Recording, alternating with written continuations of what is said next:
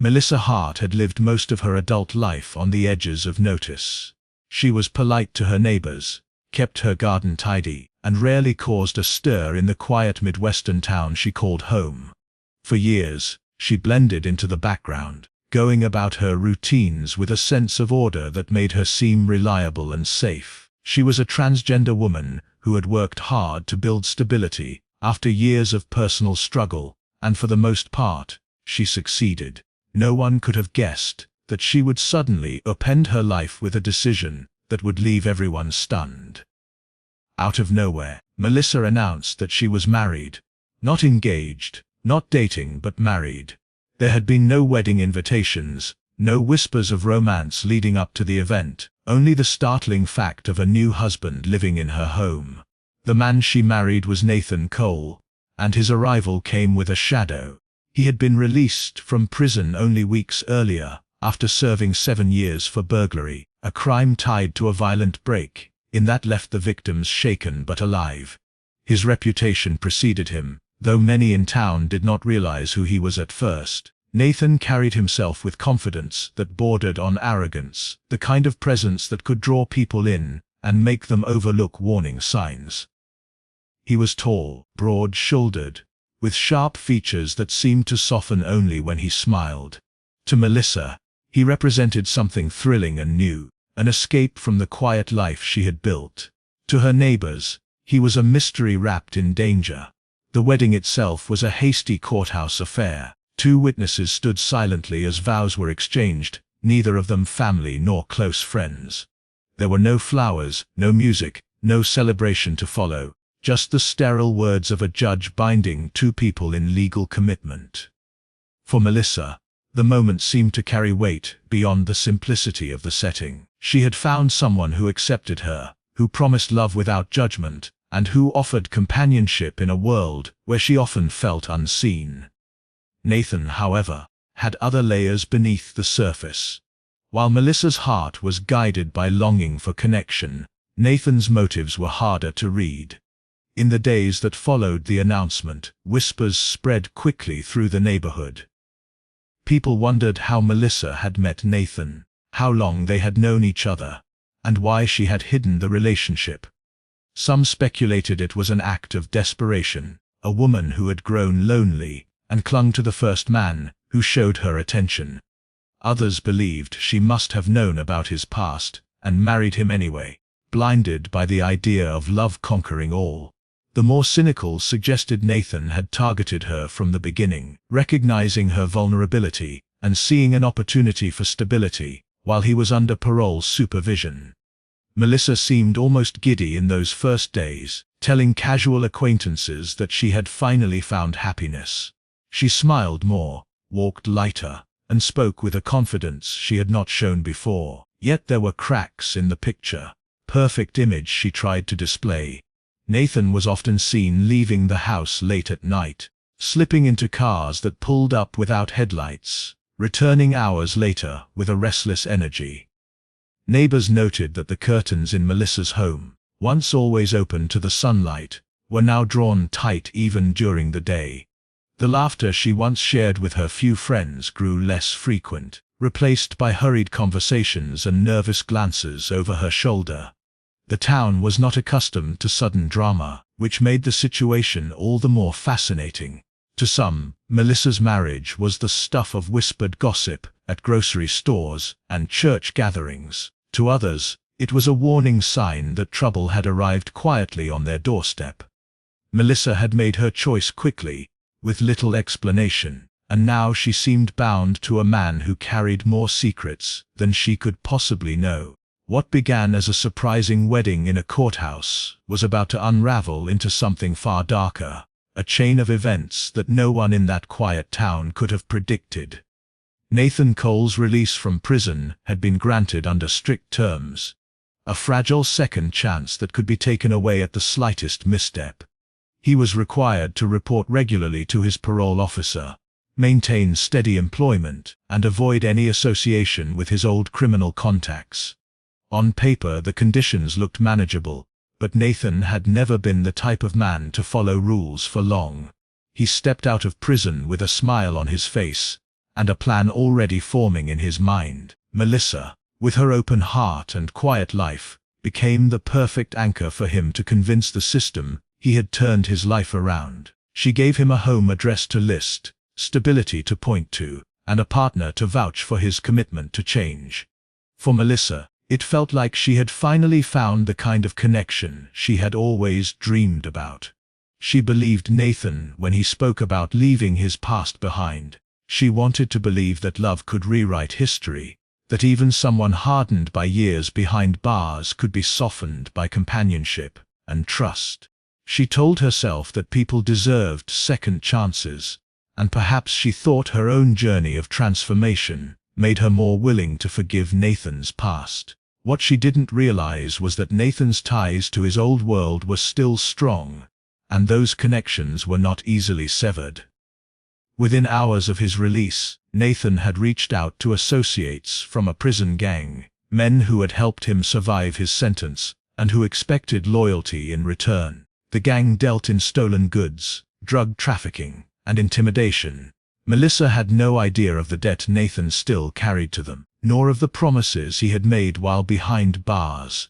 When she brought him into her home, she thought she was offering him a clean slate, but in reality, she had unknowingly invited the shadows of his past to seep into her life. It began subtly, with phone calls that ended abruptly when she entered the room, and text messages Nathan would quickly delete. Soon after, visitors began arriving late at night, knocking quietly on the back door instead of the front. Cars that no one recognized would idle with engines running while Nathan slipped out to meet them. Packages were carried in and out of the house, never explained, never acknowledged. Melissa asked questions at first, but Nathan's answers were vague and dismissive, and over time she convinced herself not to push. She was in love, and she didn't want to ruin the fragile peace of their new marriage by prying too deeply into matters she did not understand. Neighbors noticed the changes long before Melissa admitted them to herself. They had once seen her tending to her flowers in the early mornings, but now she was often indoors with the curtains drawn.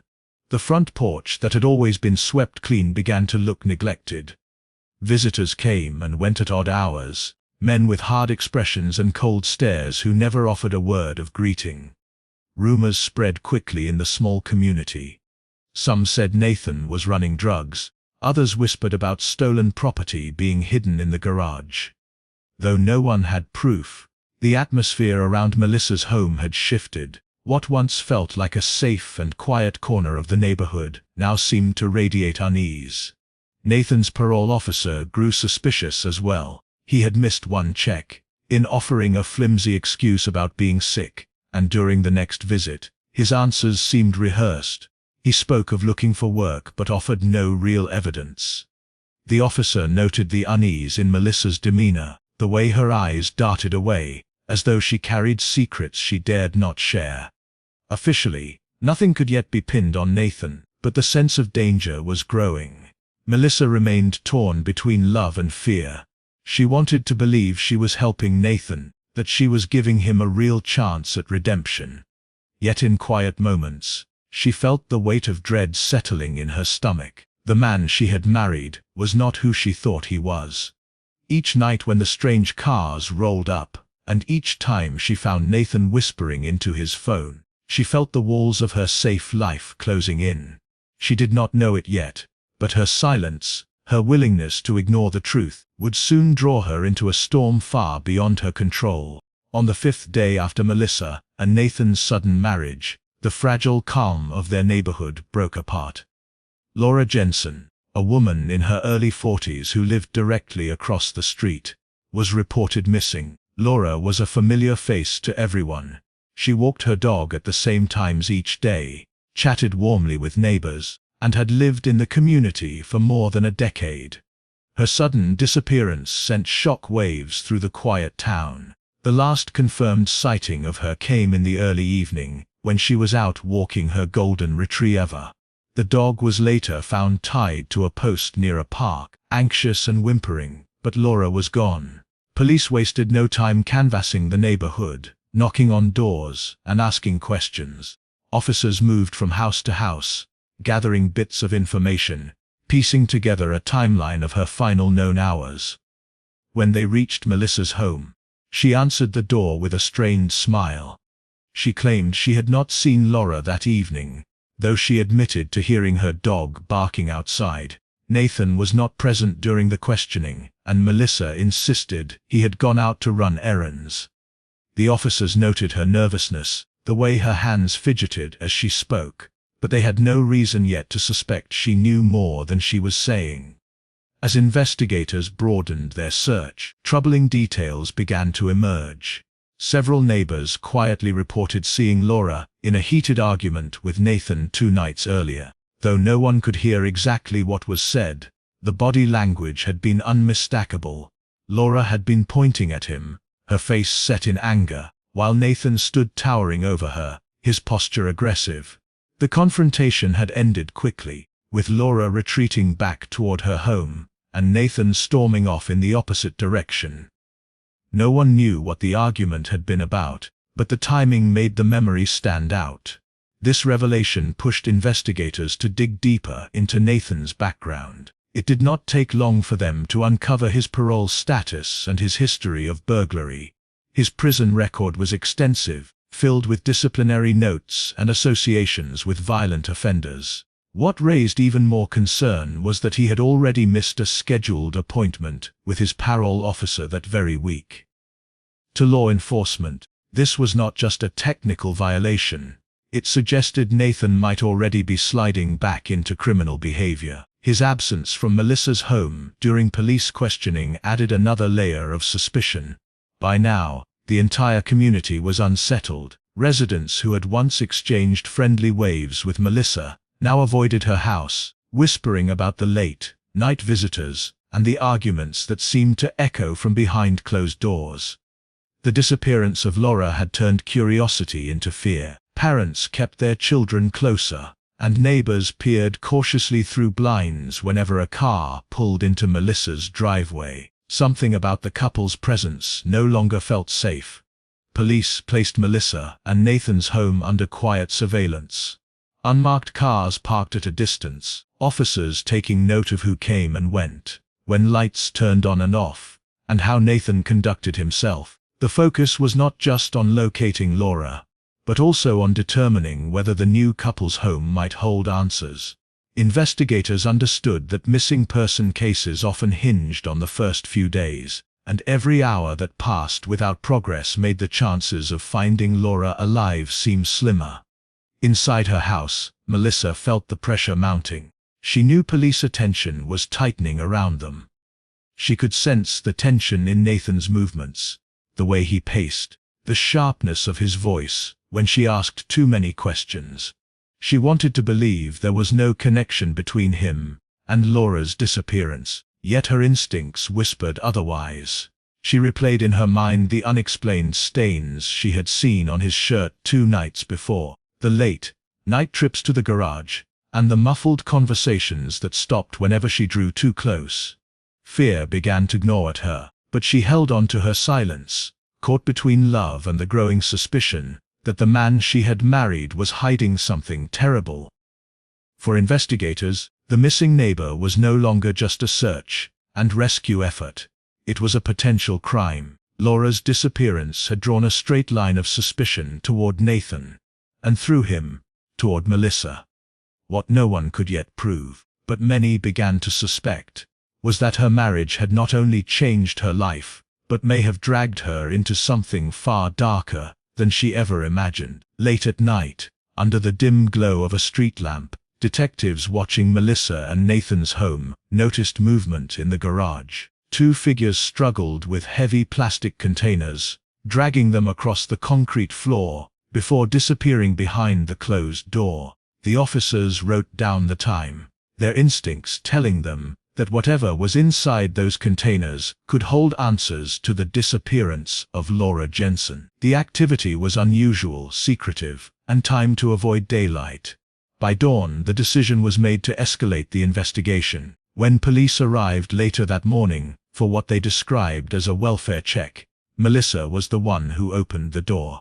Her face was pale, her eyes ringed with exhaustion, as though she had not slept. She explained that Nathan had gone out of town suddenly, offering no details of where or why. Officers pressed gently, asking about the garage, about the movements they had observed the night before. Melissa insisted she knew nothing. Her words were calm, but her hands trembled as she spoke. The officers left, but not before filing their report and recommending that a judge issue a warrant. The warrant was signed quickly. By the afternoon, investigators entered the property with full authority to search. What they found inside the garage confirmed their worst fears. Blood-stained tools lay scattered near the corner, tucked behind boxes as if hastily hidden. A container sat open, and inside it was a woman's scarf, one that a neighbor later identified as belonging to Laura. The discovery shifted the case from a missing person investigation to a suspected homicide. Officers photographed every inch of the garage, bagging and tagging evidence with grim precision. But the shock did not stop there. While combing through the garage, investigators noticed an uneven patch in the floorboards beneath a workbench. When they pried it open, they uncovered a hidden compartment. Inside was a stash of items that painted a broader, more troubling picture of Nathan's activities.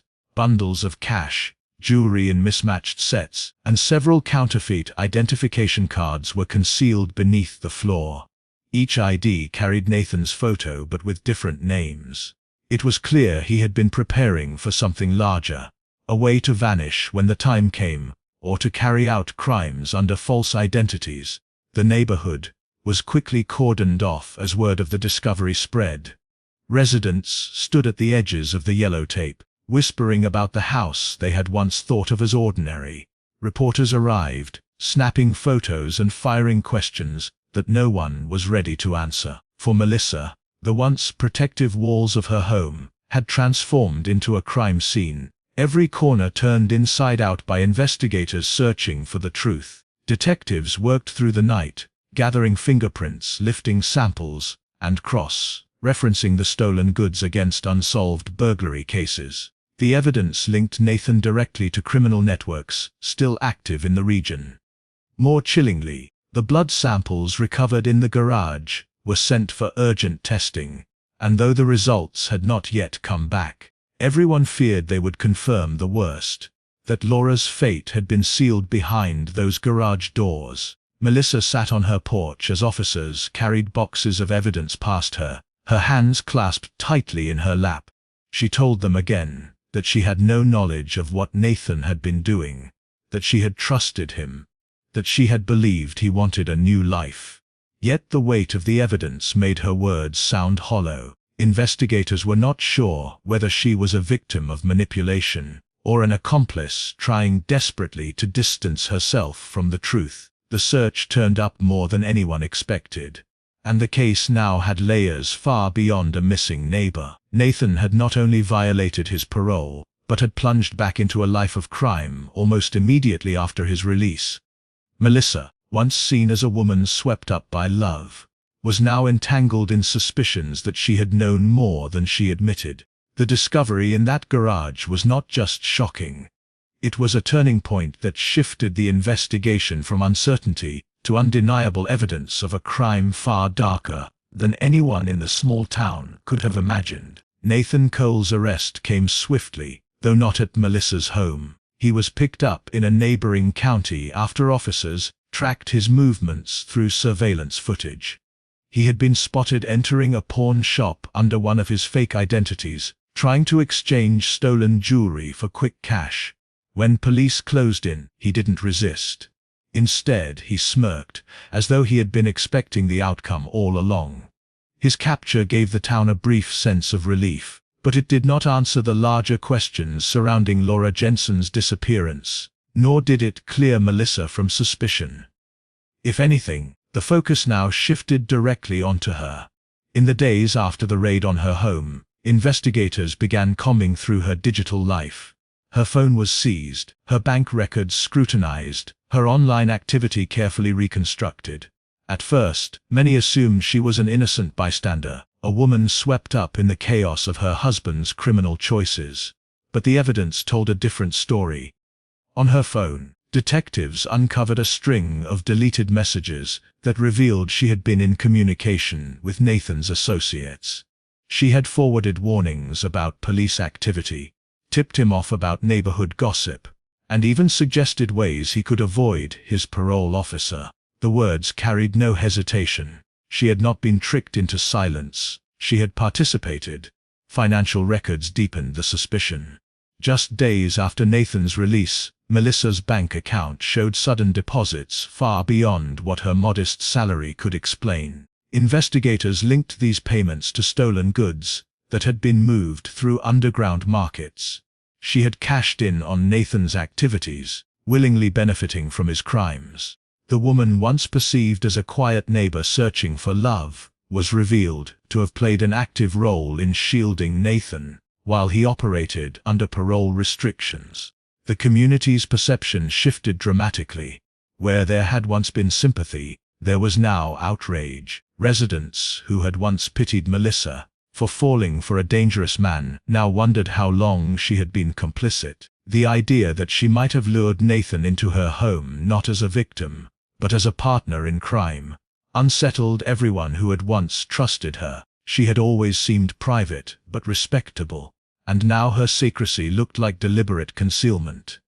As the investigation pressed forward, the most devastating confirmation arrived. The blood samples collected from the garage were matched to Laura Jensen. Though her body had not yet been recovered, the evidence was enough to conclude she had met a violent end. Nathan was charged with murder, burglary, and multiple parole violations. Melissa faced charges of aiding and abetting, obstruction of justice, and conspiracy.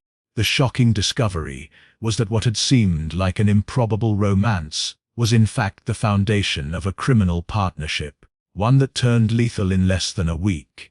When the case went to trial, prosecutors painted Melissa not as a woman blinded by love, but as a calculating accomplice. They argued she had used her clean reputation and quiet life as a shield, making it easier for Nathan to operate without immediate suspicion. Witnesses testified about the constant stream of visitors to the house, about Melissa's change in demeanor, about the arguments overheard between her and Laura in the days leading up to the disappearance. Every detail built a portrait of a woman who had chosen loyalty to crime over loyalty to her community.